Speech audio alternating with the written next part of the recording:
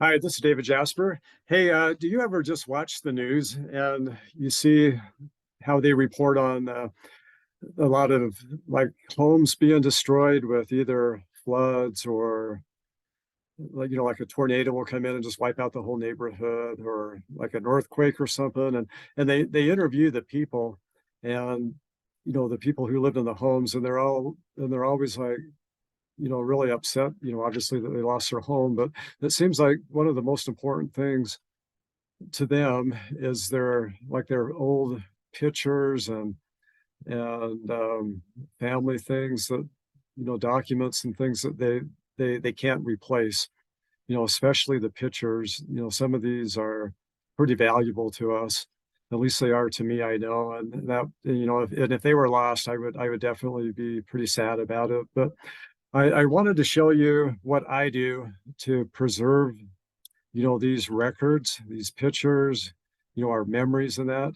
What I use, there's a site, it is called FamilySearch. If you go to familysearch.org, it's a free site. And so I'm just going to show you what I have done to preserve my memories and pictures and things. And so they actually have an app, on your phone that is called the Memories app, where you can just throw things in there to save them. And so I'm just going to sign in, and I will give you just a quick view of what I've done. I think it's pretty cool. Also, while I'm at it, this is like a way to trace your genealogy, and you can bring up your family tree, and you can put your pictures and your stories and your memories, in your, this is me, but you could put it in your memory section, and then you could tag people like your parents, grandparents, your children, and so you can save these memories for for everybody in your tree. In fact, let me just show you. If I go out 7 generations, I think you might think this is pretty cool, but I can show you in these 7 generations of mine, which ones have photos. These ones all do. Which ones have stories about these people. And so that is one thing that you can do that's pretty cool to, like for your parents, that you can write memories and stories of them. And so their posterity can log in and they can learn about those people. So anyway, I'm going to go to my gallery, and this is for everything that I have put into FamilySearch to save and preserve all this information. And so just to give you a quick overview of what you can do here. So at the top, the gallery right now, it's got everything. It's got stories, documents, recordings, all kind of lumped in together here. But you can click on the icon, and this will just be the pictures that I've added. And here's the stories that I've added. Here are documents that I've put in, audio recordings. Um, one thing about these pictures, I'll go through and explain this a little bit more. But when you put a picture in here, it'll allow you to talk and put an audio and attach an audio recording to that picture. You can have up to 5 minutes. So I just retired a few months ago. They gave me a cake at work, and we had a little party, but they put on there happy retirement, Dave, and they had me cut the first piece of cake, and I cut out the happy part. And so that's got the hole missing here, and there's the cake. But I could go in and I could explain this story. And so when I'm long gone, my kids can, my grandkids, great grandkids, whoever, they can come in and listen to me talk about how happy I was when I retired. And so I haven't done this yet. I haven't even titled it yet, but that's one thing you can do, is put these stories in here to your pictures. So let me go back in the gallery. And then once you have everything kind of thrown in your memory, all these pictures and things, so you can see the ones that have got stories that have audio attached to it. This is it's got a little picture of an icon of a headphone. So if I click on this, it's going to show a horrible picture of some lasagna, which is the first lasagna I ever made in my life. It was on my mission. And so you can see it's got a 50-second story attached to it. So someone can listen to me explain about the story behind this picture. So, so anyway, that's how the stories work. And then what you can do, I think is fantastic, is you can make an album. And so you can see these albums that I have, and then you can just throw in these pictures into the album.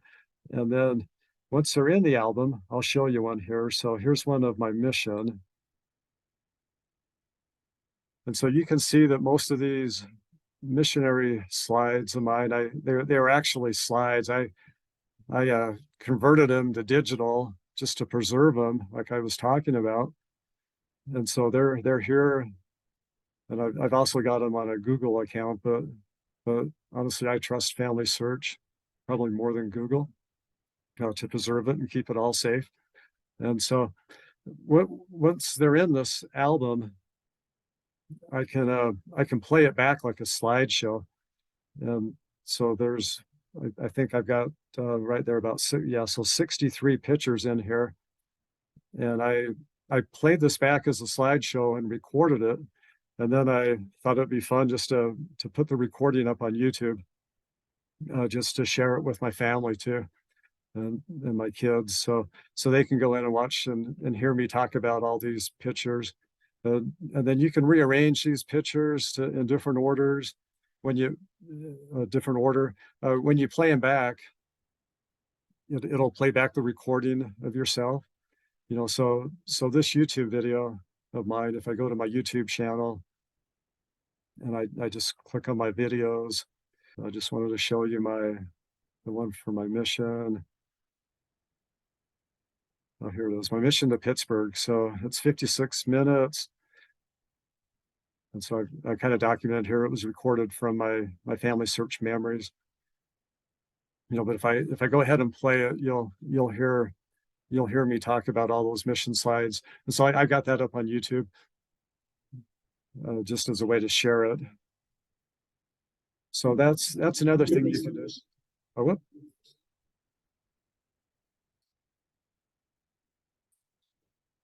I'll go ahead and stop that, because you don't want to hear me read my mission letter. I hadn't read it since I was or since I got it.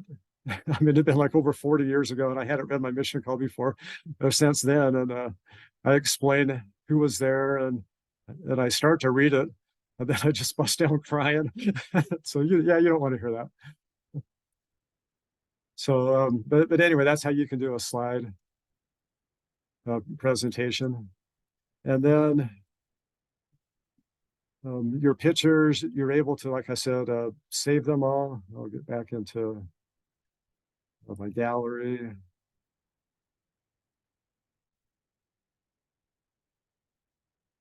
But you can save these pictures, you can add the stories to them, you can title them, so you can search for them real quick. So if I wanted to just pull up all my pictures of my mom or my dad, I could type in their name in the find, and I could, and then it would just show me all them. So that's one way that you can save your pictures, just digitize them all. You can, the way I do that is a scanner. There's some professional scanners that you can use. I've used my phone, which does a really good job on scanning those documents. And so that is one way. Another thing that you can do is you can preserve your stories. So these are stories, and what I've done here is, I've written a whole bunch of stories and added all kinds of things. Like I put in here, Jennifer and I wrote a book about how we met each other, and about our dating and engagement and when we got married. And I've got that in there. It's like a little history book of us. There's the family histories, your journals. You can save all that stuff. So if something does happen, your house burns down or whatever, it's all these important things are going to be saved. And so these are stories that I've written or copied, scanned. You can actually just scan the whole book and put the book in here. And then which it's pretty cool if you save it as a PDF file, then you can search. Like I've got all the letters that I wrote to my son for 2 years when he was out on a mission. I've got them all listed in here, and I could go into that and type in, like names of people, and it would just take me right to, 2 years worth of letter writing would take me right to all the, like Christmas or Halloween or I could type some of the names of my kids, and it would take me when I was talking about my kids. You can do that also for, your journals and things. So that's the stories. There's a tab here where you can put documents in, so these would be, like awards or certificates. You can see what I've got. I've saved all my text messages. I got a cell phone about 7 years ago. Was when I joined the new age. So I tried to fight it as long as I could, but I finally got a cell phone. Now I don't know what I'd do without it, but I've got 7 years of all my text messages. So pretty much every text message that I've sent to people, I've saved here. And my text messages, I've gone ahead and marked them private. You can see the little lock here. So that means it's not going to get shared with anybody. I'll be the only one that can see it. And so I can go in and edit this, and then I can make it public. And that's another thing just to point out, when you put things in your memory, you can mark it if it's public or private. If it's public, anybody can find it. So for example, you would just log in, you would go to memories, go down to find, and you could search for, whatever you want. So I'm just gonna, let's just say where we were talking about mission, let's just say mission. And this will come up with over 10,000 results. But these are people's mission stories, pictures, anything in memories that's marked public and has to do with mission. You'll see it here. And then you can go in. I'll just click on this first one here. So this person's passed away. So you could go into that person and actually look at their memories and see everything. But if they were still living, you wouldn't have this information right here. We can go to the next one and let's see. Yeah, so this person's memory is public, so we can see it. We can just see this memory, but I can't go in and look at their details because they're still alive, so I won't be able to. So FamilySearch will protect your information that way. So when you set up your account, you'll put your name, your birthday, and some things in there about you, but that will be protected as long as you're alive. But once you're marked deceased, then it's public information for everyone. For example, if I go back to my tree and I click on anybody who's deceased, I'll see their memories. So here's my grandpa. You could do this. You could go right into my grandpa and look at all his memories. And I could do this for anybody who has passed away. So when they're passed away, the memories you put in here are going to be public. They'll be available for everybody, unless you marked it private, like I did with those text messages. Even when I pass away, they're going to stay private. No one's going to see them. So here's his memories. There's 34 things that people have added. And this is the one I just did. He spoke at I got an old reel-to-reel tape recording of him back in like 1964 or 5, I think it was. I don't remember even hearing his voice, but I heard his voice really for the first time just a little while ago. I recorded we had this old reel-to-reel, and it was him talking at my great grandma's funeral, and I digitized his recording and I put it up on YouTube, and I put a link here in his memories, so anybody can go in and they can just highlight this link if they wanted to hear him talk at the funeral of his mother-in-law, which is a really good talk, by the way. But it's on YouTube now, and so that's just there for his all his posterity would probably be interested in that. But anyway, it's public, and anyone could go in and look at that. So that's a little bit how the memories work. Also, you do have a chance to do record, just tell stories that are just audio only. So this is one I just barely did today, which is kind of a kind of a joke. It's me. It turns out to me playing the recorder. It's the first time I played a recorder like in my whole life, and I practiced for about a week, and I recorded myself. I'm going to bring it up backpacking with my friends and scare away the bears.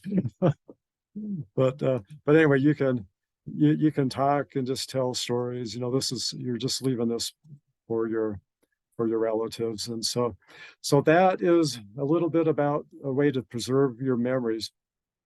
That's just really a quick overview. There's a lot of information on how to actually go about and do it. I just wanted to give you a little show you here what's available, just so you can see some of the options that you can do. It's again, it's a pretty secure way to save your documents. This one here is pretty cool too. You can take these old pictures, you can enhance them and digitize them, enhance them, and colorize them. So there's a lot you can do here with your memories. But anyway, thanks for watching, and I hope you take advantage of this free service with FamilySearch. Again, it's familysearch.org. That won't cost you anything. You can start saving your valuable documents and your photos. So please take advantage of that. But thank you for watching. You have a great day. Bye now.